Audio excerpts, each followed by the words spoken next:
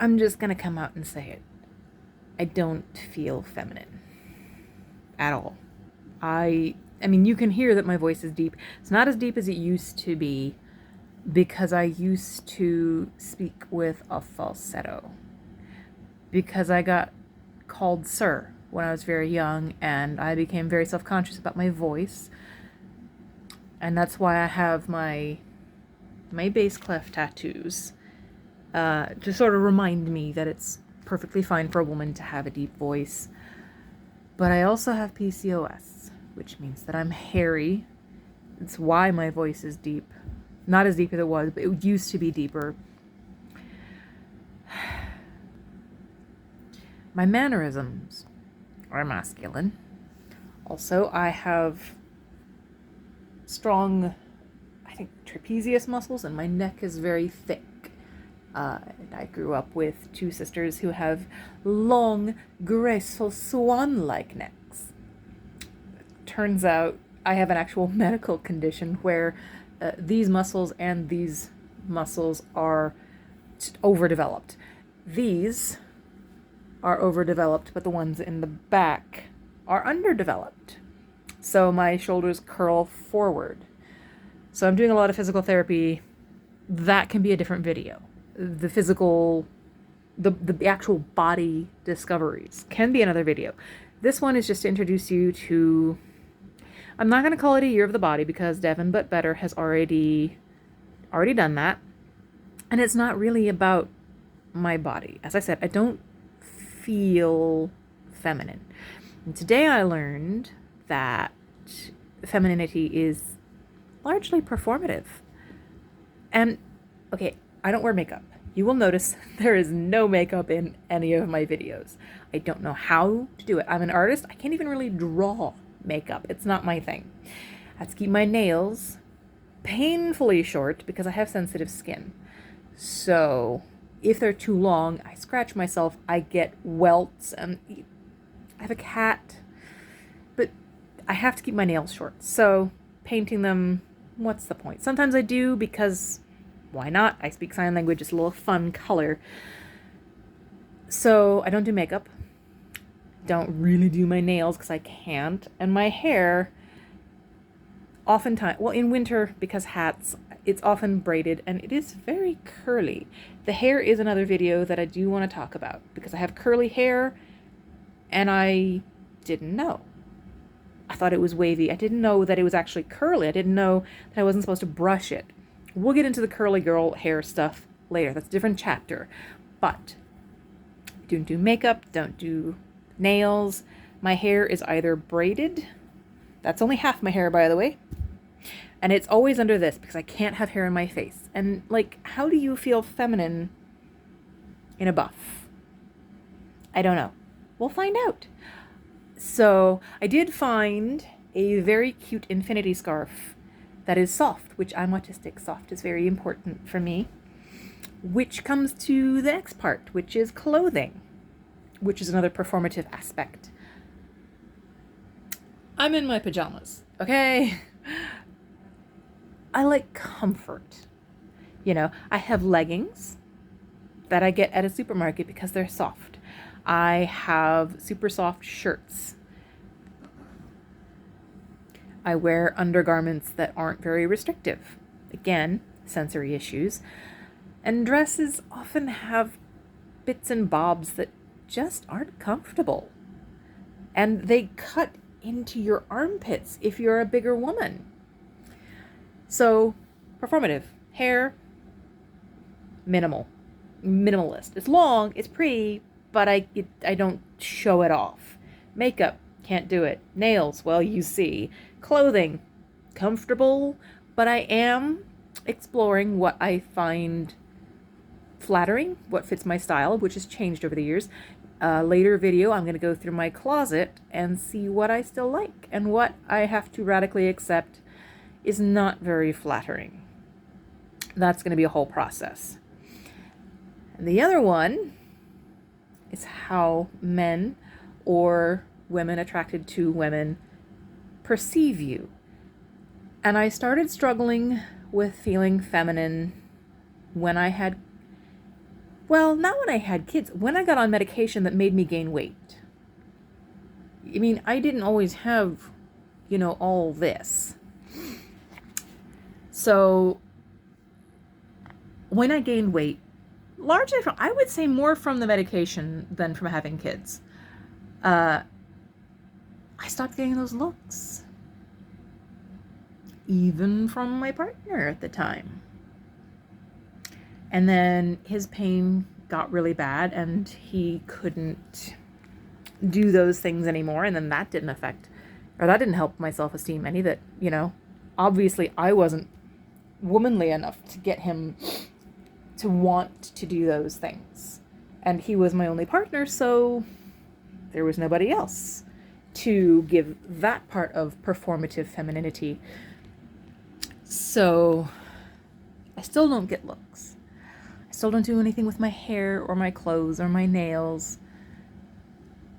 And I don't know what it means to be feminine.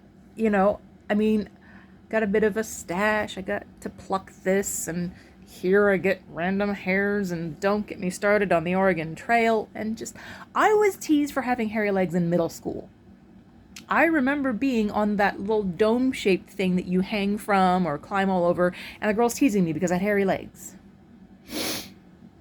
And that guy calling me sir when I was a kid. So I have always struggled with feeling feminine. And I made the mistake of talking to my gynecologist about it. And he, being a surgeon, suggested a surgery to freshen up the lady bits. Yes, there's a surgery for that. But he didn't have a diagram for how you do it. Just a little snip here and a tug there and I'll feel fresh as a daisy. Yeah, great.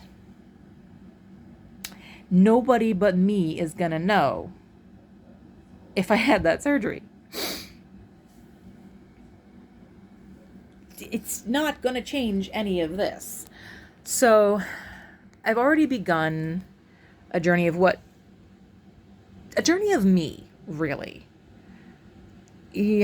Most of it's been medical. That'll be a later video. But I'm trying to find out who I am. I know who I'm not. I know what I'm not. I'm not traditionally feminine, but I am not a man. I have very obvious not male things on my person. So I'm not feminine. I am quite masculine, though. I'm loud. I stand up for my opinions. I voice concerns. I have a deep voice, But I'm a woman. But I'm masculine. But I want to be feminine. And no one has the right. They just tell me what femininity is perceived as and how traditionally you come off as feminine. But I don't do any of that. So how do I get there? I don't know. So I thought maybe if I documented the journey, this is where I am day one. Well, not day one. Day one, documented day one. A later video will go into the medical stuff, because apparently my entire body is out of whack. Most of the stuff in the front is too tight. Most of the front in the back is too loose. Yes, including my butt.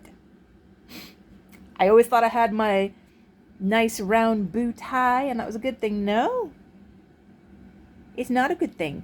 Round, for me specifically, means out of shape, needs strengthening. A problem that I'm having connecting with my femininity is anything from here up, I am hypersensitive. All of these senses, but also anything in my mouth. From here down, I am dead as a doornail. Unless it hurts, aches, cramps, falls asleep, I am getting nothing, no feedback from here down. They gave me a lift, because I had scoliosis from a broken tailbone. And she says, okay, it's got layers, so that as you can feel your pelvis sort of leveling out, meaning that your legs are the same length again, you as it levels out, you remove a layer. And I looked at her and I said, you mean to tell me people can tell how level their hips are? That's a thing that I'm supposed to be able to do? Because I didn't even know I had scoliosis. I didn't know my legs were uneven. So, this is where we're at. My entire body is out of whack. Things are pulling too hard and not pushing hard enough, or pushing too hard and not pulling hard enough. I don't know. I'm out of balance, out of whack. Don't know what it means to be a woman. So this is the first video that's gone on way too long, documenting the journey of trying to find balance, I guess. Because I'm always going to be masculine. This voice ain't going anywhere. I am not training it higher again because that hurts. So, I'm always going to be hairy. I just don't have girly mannerisms. Can I find balance between feeling feminine and maybe accepting the masculine parts? I don't know. We'll discover. I don't even know what my goal is, except just to feel more comfortable in my skin. So that's what I got for you. I will see you the next time.